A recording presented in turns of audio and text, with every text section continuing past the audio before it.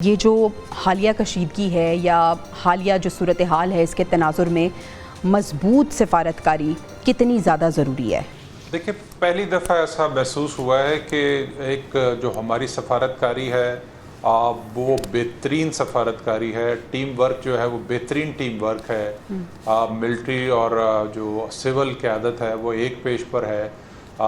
ایران اور ترکیہ جا کر وہاں پر ان کے حکمرانوں کا جو ہے وہ شکریہ ادا کرنا، کیونکہ ان ممالک نے براہ راست پاکستان کے اس سارے معاملے کے اندر جو ہے وہ تعاون کیا تھا.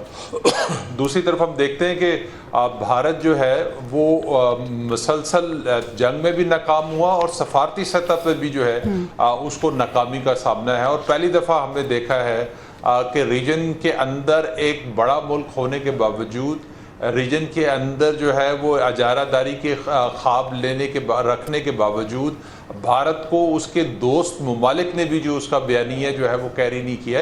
اور جتنے بھی ہم نے دیکھا، ایون رشیا اور جو جتنے سراؤنڈنگ میں جتنے اس کے ارد گرد ملک ہیں، اس کی طرف ان کی جو ہے بھارت کے ساتھ کوئی تعلقات بہتر نہیں ہیں. اور اب پاکستان کے پاس ایک نادر موقع ہے کہ وہ جو سارک کی تنظیم ہے اس کو ایکٹیو کرے، کیونکہ بنگلہ دیش کا جو ہے وہ بھارت کے حوالے سے ریزرویشن ہے، نیپال کی ہیں، بھوٹان کی ہیں، سری لنکا کی ہے. تو پاکستان انڈیا اس کو ایک سائٹ پہ کرے اور باقی جو سارک ممالک ہے ان کو ایکٹیو کرے، تاکہ ایک پریشر جو ہے وہ انڈیا کے اوپر بلڈ کر سکے کہ پاکستان جو ہے وہ صرف اکیلا نہیں ہے، تمام جو ہمسایہ ممالک جو ہیں وہ اس کے ساتھ ہے. پھر جو سب سے امپورٹنٹ چیز دیکھنے کو آئی ہے کہ پاکستان کے اور افغانستان کے معاملات جس طرح سے کشیدہ تھے، لیکن ہم پچھلے کچھ عرصے کے اندر دیکھ رہے ہیں کہ مسلسل جو ہے وہ ایک رابطے کا جو فقدان تھا وہ ختم ہو چکا ہے.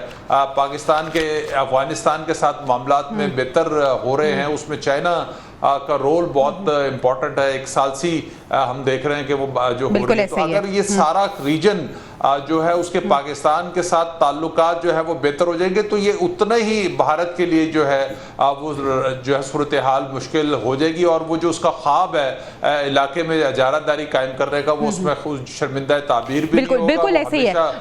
منہ کی کھانی پڑے. واقع صاحب، اگر ہم کمپیئر کریں پاکستانی سفارتکاری اور بھارتی سفارتکاری کو، تو آپ کس طرح سے دونوں کا کمپیریزن کرتے ہیں؟ اور اگر ہم راہل گاندھی کی بات کریں تو وہ تو مودی سرکار کو کہہ رہے ہیں کہ بہت ناکام سفارتکاری کی جا رہی ہے، اور ساتھ ہی ساتھ انہوں نے کہا کہ جو پالیسی بنائی ہے وہ بھی بالکل فلاپ ہے.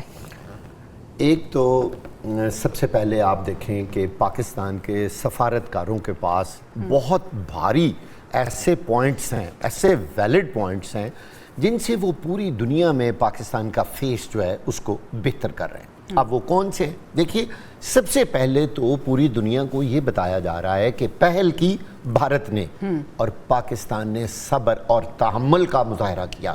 یہ جو کئی لوگ یہاں بیٹھ کے باتیں کرتے ہیں نا کہ جب بھارت نے میزائل مارے پاکستان کے اندر اور نقصان کیا اور یہ کیا اور وہ کیا، تو اسی وقت واپس اس کا جواب کیوں نہیں دیا گیا اور اسی طرح میزائل کا جواب میزائلوں سے دیتے. دیکھیں، یہ ہوتی ہے اسٹریٹجی، یہ ہوتا ہے طریقہ کار. اب پوری دنیا میں ہمارے سفارتکار، ہمارے جو امپورٹنٹ لوگ ہیں، وہ جا کے یہ بتا رہے ہیں کہ آپ ریکارڈ دیکھ لیں، آپ جہاں سے مرضی ثبوت لے لیں کہ پہلے جو ہمارے اوپر حملہ کس نے کیا ہے، بھارت. پھر بھی پاکستان کی مسلح افواج نے صبر اور تحمل کا مظاہرہ کیا اور انتظار کیا کہ اب دیکھتے ہیں بھلا اور کیا کرتے ہیں. یہ ایک اچھے ہمسائے ہونے کا بہت بڑا ثبوت ہے. لیکن بھارت اپنی شرمگیزی سے باز نہ آیا، اور جب بھارت نے بار بار ڈرون پاکستان کے اوپر حملے کے لیے بھیجے اور ڈرون کے ذریعے انہوں نے پاکستان کے اوپر زیادہ نقصان کرنے کی کوشش کی، تو اس کے بعد پاکستان نے اس کا جواب دیا.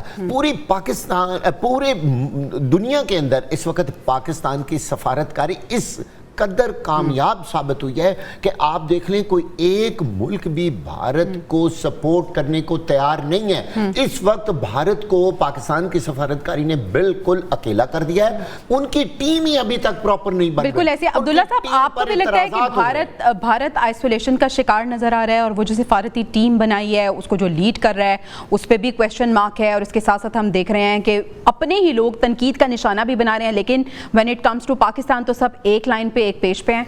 देखें, जहां तक पाकिस्तान का मामला है, पाकिस्तान में बेहतर यह है कि कुछ टेक्नोक्रेट्स जो हैं और साबिक फौजी जो हैं उनको भी शामिल कर लिया जाए तो मजीद इसके अंदर निखार पैदा हो सकता है। ठीक है। और क्योंकि जाहिर है उसमें बिलावल साहब हैं और उनकी जो साथ शेरी रहमान हैं, साथ जो है हिना रब्बानी साहिबा हैं, ये वो लोग हैं जो जाहिर है पार्टी चेयरमैन के तौर पर जाहिर है एक हद तक की बिलावल साहब के साथ डिफर कर सकेंगे। लेकिन I still believe, I hope for the best. लेकिन साथ ये तो मेरी सजेशन थी। जहां तक भारत की बात कर लेते हैं, देखिए भारत के अंदर जो है उनकी जो डिप्लोमेटिक एफर्ट थी मादी के अंदर वो काफी मजबूत साबित हुई हैं, इसमें कोई दूसरी राय नहीं है।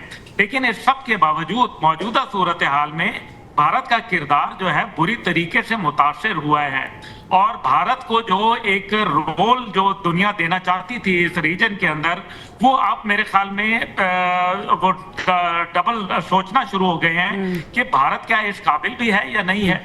दूसरी बात इसके अंदर जो मेरे ख्याल में वो हमें अपने मामलात को देखना है। हमारी मिलिट्री स्ट्रेटेजी जो इस टाइम पे है, जो अभी जिक्र किया गया, हमने जो जवाब देना था वो हमने देना था, वो हमें मालूम था कि क्या देना है, लेकिन उनकी मर्जी पे नहीं देना था, अपनी मर्जी से देना था, अपनी जगह का तयन करना था और अपने वक्त का तयन करना था। आज पाकिस्तान की जो मिलिट्री स्ट्रेटेजी है वो दुनिया के वॉर कॉलेजेस के अंदर पढ़ाया जाना शुरू हो गई है। लोगों को बता दिया गया है, अफसरों को, कि जनाब इसके ऊपर पेपर लिखें कि हाउ कम। ठीक है, यानी ये कहना गलत नहीं होगा कि भारत ने पाकिस्तान के खिलाफ जो झूठी स्ट्रैटेजी बनाने की कोशिश की थी वो अब खुद भारत के गले की हड्डी बन गई है।